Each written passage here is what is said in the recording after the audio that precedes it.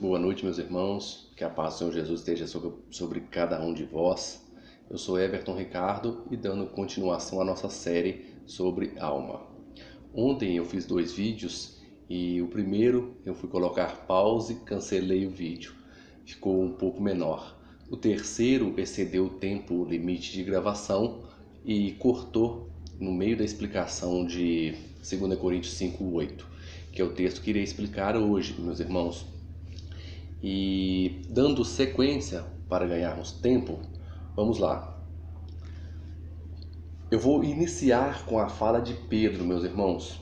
Pedro diz assim, em segunda carta de Pedro, capítulo 1, versículos 13 e 14. Pedro diz assim: também considero justo, enquanto estou nesse tabernáculo, despertar-vos com essa lembrança, certo de que estou prestes a deixar o meu tabernáculo, como efetivamente o nosso Senhor Jesus me revelou. Pedro dizendo que ia morrer. Aí o pessoal às vezes interpreta que ele falou de deixar o tabernáculo, já olha com a ideia de alma. Pedro aqui está falando de morrer e ele está falando aqui que vai para o céu, a alma dele vai para o céu.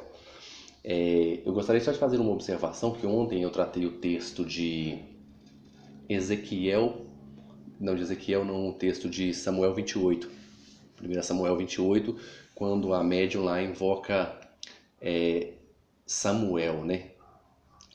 Uma coisa interessante, meus irmãos, de observarmos nesses textos é que se a palavra alma fosse na mentalidade judaica, na mentalidade hebreia, né, para ser usada como ser imaterial que subsiste fora do corpo, seja espírito, seja alma, como a pessoa quiser entender, se fosse para ser usado como ser imaterial que subsiste fora do corpo, entre aspas, que todo mundo conhece como alma, naquele texto a médium diria: vejo a alma de Samuel, e ela não diz isso.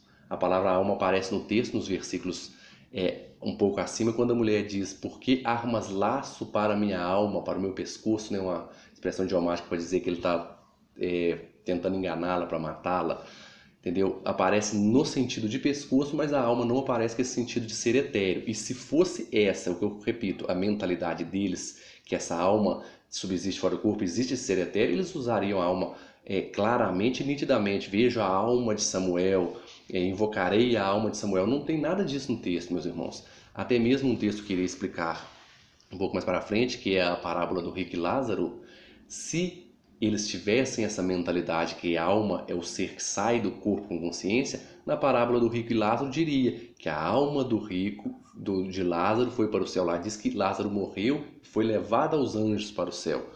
E quando eles estão falando, usando, né, a palavra alma, todas as referências que aparecem da palavra alma, alma tem sentido de pessoa, tem sentido de garganta, tem sentido de vida, tem sentido de sede das emoções, de desejo e tudo mais, e nunca esse sentido de ser etéreo. Só lembrando, se ela tivesse esse significado na mente dos apóstolos e profetas, eles usariam ela no tempo certo e na hora certa com esse sentido. Porque esse sentido, meus irmãos, é um sentido pagão, um sentido influenciado pela filosofia grega, é um sentido que a gente coloca na Bíblia, não que a Bíblia nos traz. A alma na Bíblia tem o significado primário de vida, de pessoa viva. Eu sou uma alma vivente, de acordo com Gênesis 2:7. Mas dando sequência na fala de Pedro, ele disse, né?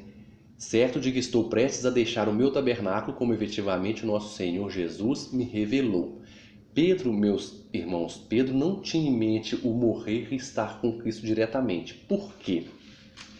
No mesmo livro, que é a segunda carta de Pedro, capítulo 1, versículos 13 e 14.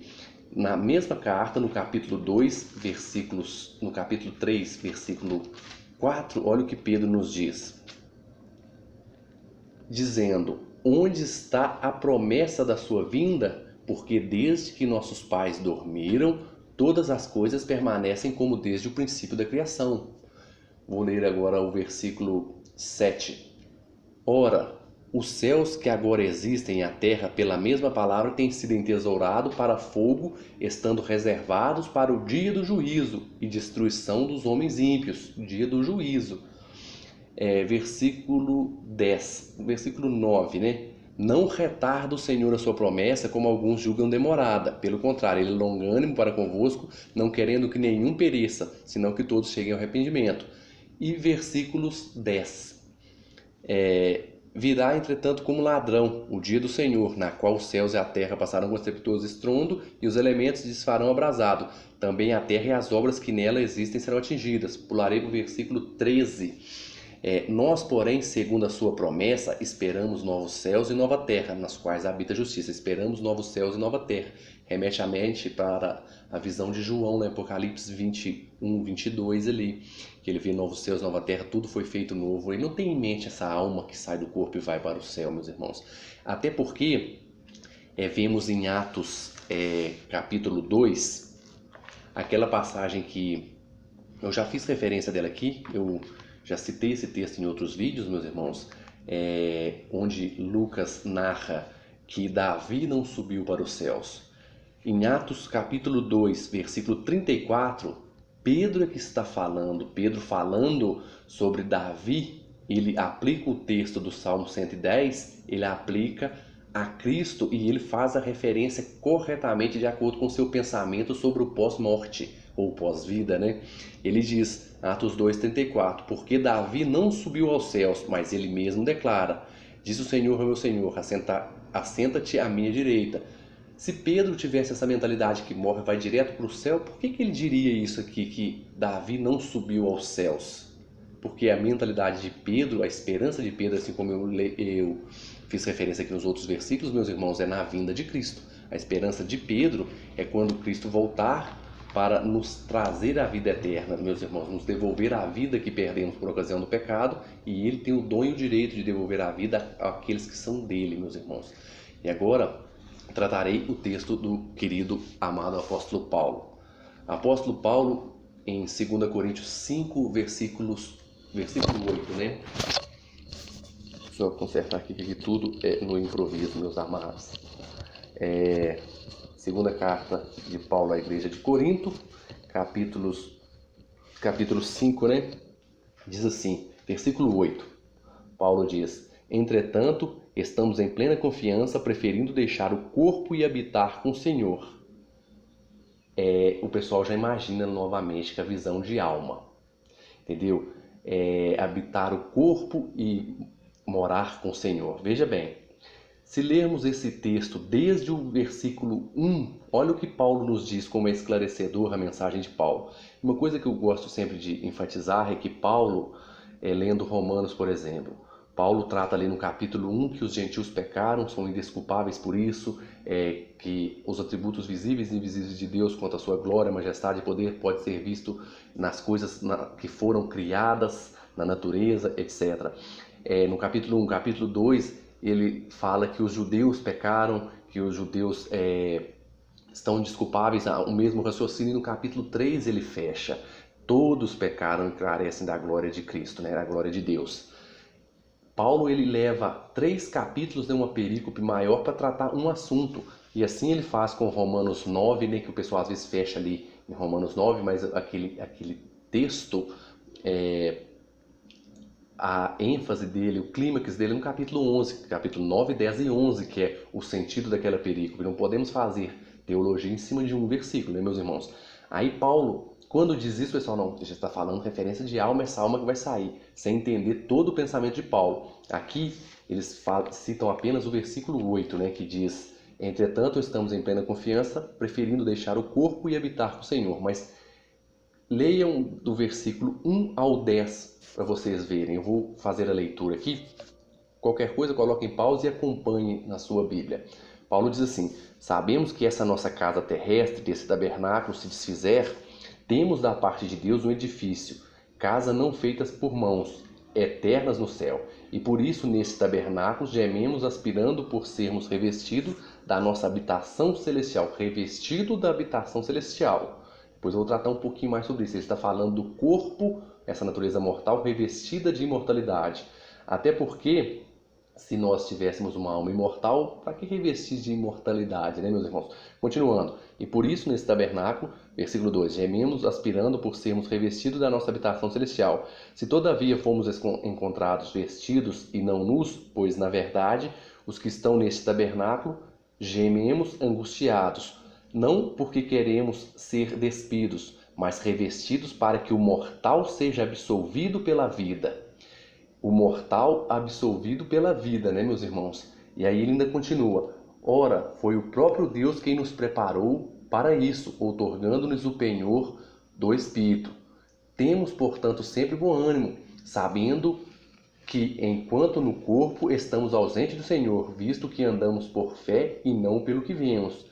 Entretanto, estamos em plena confiança, preferindo deixar o corpo e habitar com o Senhor. É por isso que também nos esforçamos, quer presente, quer ausente, para lhe sermos agradáveis, porque importa que todos nós compareceremos perante o tribunal de Cristo, para cada um receba segundo o bem ou o mal que tiver feito por meio do corpo. Paulo aqui é bem claro, ele fala sobre a imortalidade, revestir o corpo com a imortalidade, e isso é tão interessante, isso que ele fala aqui, ele já concluiu esse raciocínio na primeira carta aos Coríntios, capítulo 15. Veja bem, meus irmãos, capítulo 15, versículos 52 ao 54. É o mesmo assunto, porém com palavras diferentes. 15, 52 a 54. Diz assim: no momento, num abrir e fechar de olhos, ao ressoar da última trombeta, a trombeta soará, os mortos ressuscitarão incorruptíveis e nós seremos transformados, porque é necessário que este corpo corruptível se revista de incorruptibilidade e que o corpo mortal se revista de imortalidade. E quando este corpo corruptível se revestir de incorruptibilidade e o que é mortal se revestir de imortalidade, então se cumprirá a palavra que está escrita: tragada foi a morte pela vitória. Onde está a morte, a tua vitória? Isso que Paulo quer dizer, meus irmãos. O corpo mortal revestir de imortalidade. Deixar esse tabernáculo e ter um tabernáculo eterno, um tabernáculo de Deus, um corpo... Me fugiu a palavra... Nossa, fugiu a palavra, é o corpo glorificado. Essa é a palavra, corpo glorificado. A ideia de Paulo não é a ideia de sair do corpo e criar uma alma. Essa é a primeira referência, né, meus irmãos? E agora vamos para... Só lembrando, as pessoas que às vezes usam esse texto aqui para dizer a respeito de imortalidade da alma, falam, não, vamos supor, eu sou de reformado, não, eu creio que a gente morre e vai direto para o céu, quando na verdade a igreja deles crê que morre e vai para o local intermediário. Assim é com o sábado. Muitos irmãos, não, a lei foi abolida, não tem mais lei. Aí vai olhar a posição da igreja na qual ele pertence, crê que o sábado mudou para o domingo. Aí ele diz, não, nós cremos que vai direto para o céu, crê no local intermediário. Crê que vai para o local intermediário, não sabe nem o que a própria igreja crê, né, meus irmãos? Algumas pessoas que fazem os comentários meio tendenciosos. Mas isso é só reforçando. Às vezes a pessoa não tem conhecimento da doutrina da igreja deles e ataca a igreja adventista sem ter conhecimento, meus irmãos. Por isso eu acho que eu estou tentando fazer com que fique claro esses vídeos para os irmãos poderem ter um pleno conhecimento do que a Bíblia nos ensina e do que a igreja adventista do sétimo dia realmente crê. Só consertar aqui porque aqui é tudo no improviso, meus amigos. E aí vamos lá. Finalizando, mais um de Paulo, né? Filipenses 1:23. Vemos aqui em Coríntios que não é essa a ideia de Paulo, e eu vou finalizar com outros textos. Filipenses 1:23. Paulo diz assim: ora, de um e outro lado estou constrangido, tendo o desejo de partir e estar com Cristo, o que é incomparavelmente melhor. Partir e estar com Cristo. Prestem bem atenção nessa palavra. Ter o desejo de partir e estar com Cristo. Partir. Guardem bem essa palavra. No mesmo livro, meus irmãos, de Filipenses, no mesmo livro, como eu disse que a teologia de Paulo não é teologia de um versículo, no mesmo livro, no capítulo 3, versículo 10 e 11, olha o que Paulo diz. Filipenses capítulo 3, versículos 10 e 11. Ele diz assim: para conhecer e o poder da sua ressurreição e a comunhão dos seus sofrimentos, conformando-me com ele na sua morte, para de algum modo alcançar a ressurreição dentre os mortos. Paulo crê na ressurreição dentre os mortos. Ele não crê que existe essa alma, até porque se a alma for direto para o céu, eu já disse isso, que sentido tem a pessoa voltar aqui para a terra, encarnar, para depois subir no arrebatamento? Não tem sentido, meus irmãos. Se a pessoa foi direto para o inferno, para que ela vai encarnar para depois voltar para o lago de fogo e enxofre, que é o que deu origem à palavra inferno? Não tem sentido. Fica incoerente, meus irmãos. Paulo tem em mente a ressurreição. Ressurreição.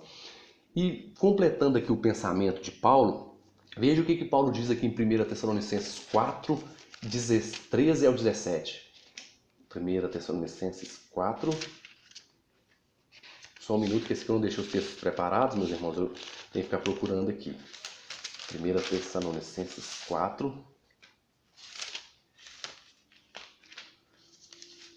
1 Tessalonicenses 4, do versículo 13 ao 17. Diz assim, Paulo dizendo, não queremos, porém, irmãos, que sejais ignorantes com respeito aos que dormem, para que não vos entristecerdes como os demais que não têm esperança. Pois se cremos que Jesus morreu e ressuscitou, assim também Deus, mediante Jesus, trará em sua companhia os que dormem. Ora, ainda vos declaro por palavra do Senhor, isto, nós, os vivos que ficarmos até a vinda do Senhor, de modo nenhum precederemos que dormem. De modo nenhum vamos passar na frente dos que dormem. Ele está fazendo alusão ao arrebatamento. Por quê? Porque ele tinha certeza que os que dormem ainda não estão com Cristo. De modo nenhum precederemos os que dormem. Porquanto o Senhor mesmo, dada a sua palavra de ordem, ouvida a voz do arcanjo e ressoada a trombeta de Deus, descerá dos céus. E os mortos em Cristo ressuscitarão primeiro, depois nós, os vivos que ficarmos, seremos arrebatados juntamente com ele entre as nuvens para o encontro do Senhor nos ares, e assim estaremos para sempre com o Senhor. Consolai-vos, pois, uns aos outros com essas palavras. Veja bem, ressurreição, nós não vamos passar na frente dos que estão dormindo, nem dos mortos. Quer dizer, se ele tivesse a mente que já estão no céu, ele não diria isso, né, meus irmãos? E mais um texto para fecharmos o raciocínio de Paulo, que é um texto que eu amo muito. Está em 2 Timóteo 4, 6 e 8. 2 Timóteo, capítulo 4. A Bíblia é nova, as folhinhas coladas, meus irmãos, vamos lá. 2 Timóteo, capítulo 4, versículos 6 ao 8. Vocês lembram da palavra partir e estar com Cristo, né? Vamos lá. 2 Timóteo, capítulo 4, versículos 6 ao 8. Quanto a mim, já estou sendo oferecido por libação. Paulo falando quando ele estava preso, já entendendo que a morte dele chegaria. Voltando ao texto novamente. Quanto a mim, já estou sendo oferecido por libação, e o tempo da minha partida é chegado. Combati o bom combate, completei a carreira e guardei a fé. Já agora a coroa da justiça me está guardada, a qual o Senhor, reto juiz, me dará naquele dia, não somente a mim, mas também a todos quanto amam a sua vinda. Amam a sua vinda. Olha o interessante. Leiam aí nas Bíblias de vocês. 2 Timóteo capítulo 4, versículos 6 ao 8. Ele diz, já agora a coroa da justiça está guardada, a qual o Senhor juiz me dará naquele dia, fazendo alusão à volta de Cristo. Não somente a mim, mas todos quanto amam a sua vinda, na vinda de Cristo.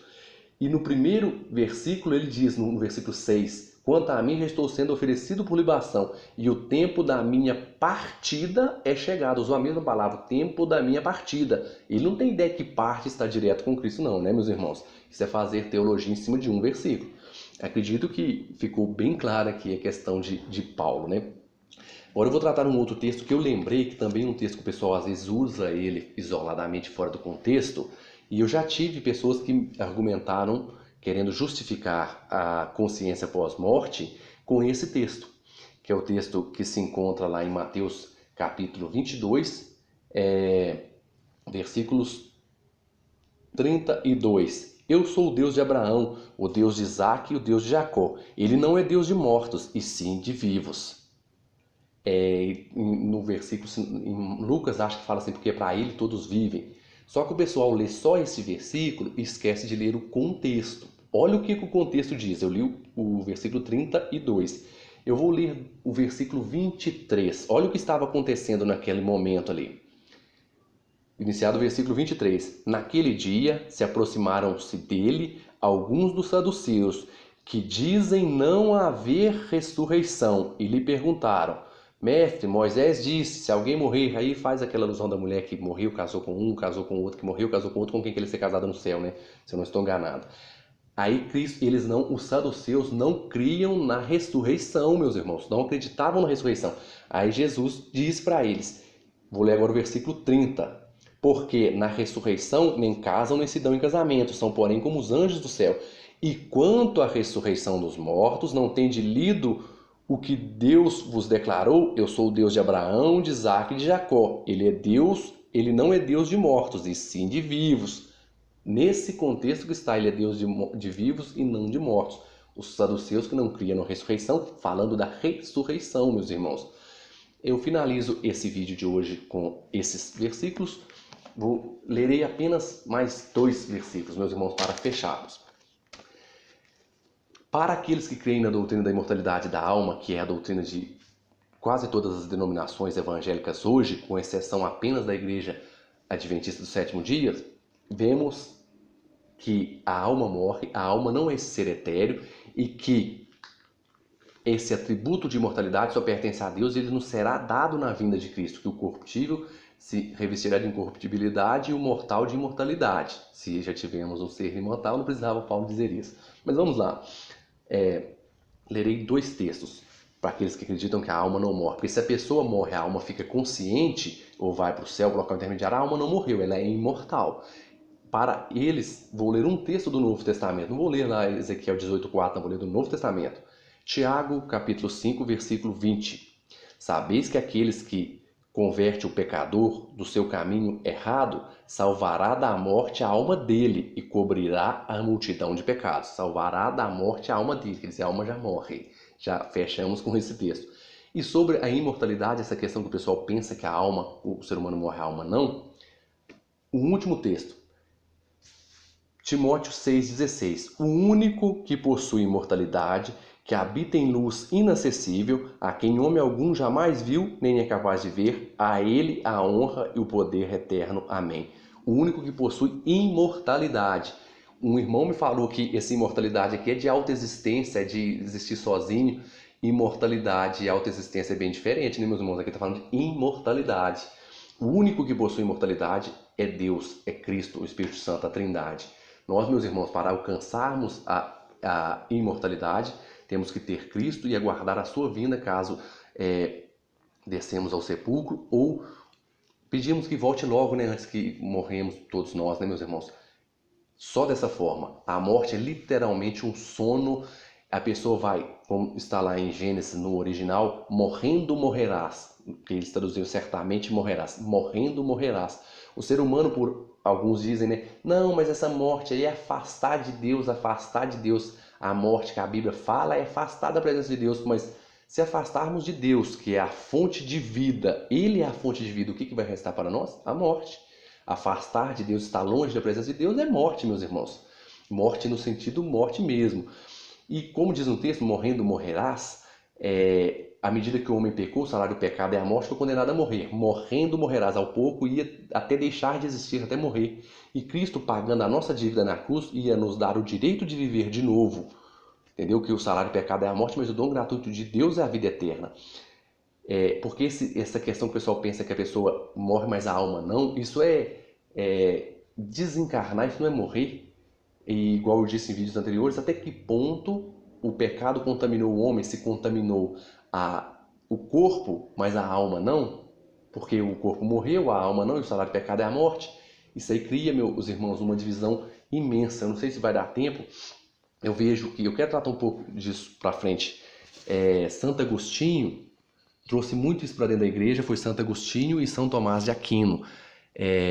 Eu acho interessante, igual o Santo Agostinho, quando ele cita lá, eu esqueci qual que é o nome da obra dele, falando sobre o pecado original, ele começa a citar lá que como que o pecado ocorreu. O pecado é transmitido através do sexo e tal, e quando que a alma é contaminada, quando a alma se funde com o corpo, e aí que a alma pega a contaminação, que é a contaminação do pecado da carne, ele combatendo o Pelágio, mas com ainda algumas ideias ainda de quando ele veio dos maniqueus, a ideia deles ainda, e fazendo aquela divisão entre corpo e alma, que esse pessoal contaminado pela filosofia grega crê que o corpo é a prisão da alma.